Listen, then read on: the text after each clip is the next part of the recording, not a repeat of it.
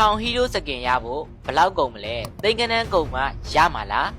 ပုံမှန်အားဖြင့်အကျဉ်း100ကနေ120ဝန်းကျင်တိုတယ်တိုင်းဝဲ9000ကနေ9000ကြားကုန်နိုင်ပါတယ်ဒါပေမဲ့ကိုက daily test တွေကိုတည်တည်ချာချာလေးလုပ်တာမယ်ဆိုလို့ရှိရင်တော့ဒါကိုယ့်ရဲ့မှာ budget ကိုရှော့ချနိုင်ပါတယ်ပေါ့နော်ဟုတ်ပါတယ်6 user တွေရဲ့အိမ်မဲ့လူတိုင်းလိုချင်ကြတယ်6 hero skin ကတော့ပြန်လာပါပြီဒါကိုရဖို့အတွက်ကန်ကိုပဲယွန်ရမလားဒါမှမဟုတ်အသေးချာတွက်ချက်ထားတဲ့ budget တစ်ခုလို့မလားအဖြေကိုအောက်မှာကြည့်လိုက်ရအောင်လို့ကိုက lucky ကောင်းတဲ့သူဆိုလို့ရှိရင်တော့ဒေါ်10ချိန်ကနေအကျိတ်20အတွင်းမှာ